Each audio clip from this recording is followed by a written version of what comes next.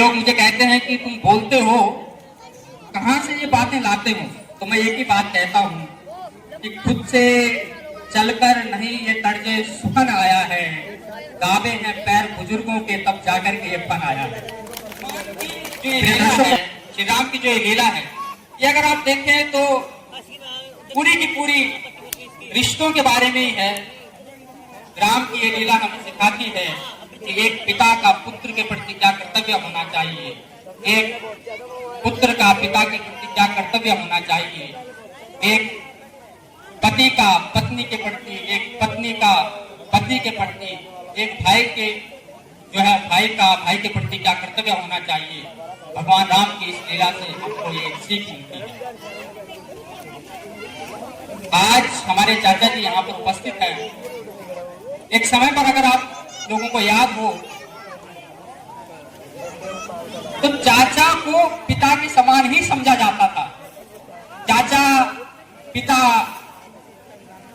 इनसे हमें प्रेम भी होता था और भय भी होता था, लेकिन आज प्रेम और भय दोनों ही गायब है। शिक्षक के प्रति एक भय भी होता था और प्रेम भी होता था।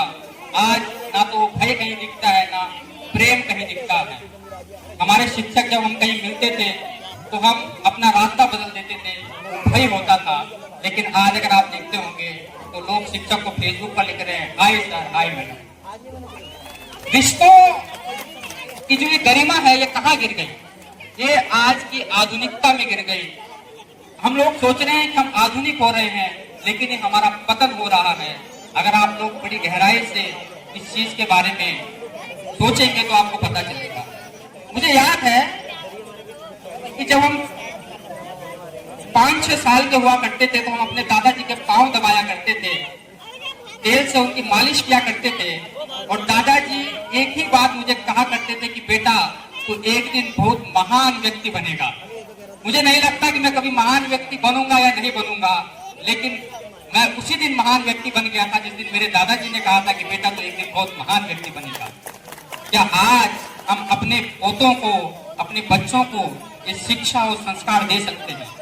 शायद नहीं, क्योंकि हम लोग बहुत आधुनिक हो गए हैं। कई लोग मुझे कहते हैं कि तुम बोलते हो, कहां से ये बातें लाते हो।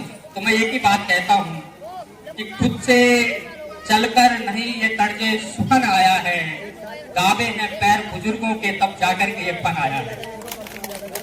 प्रिय दर्शकों, हमारे चाचा जी यहाँ पर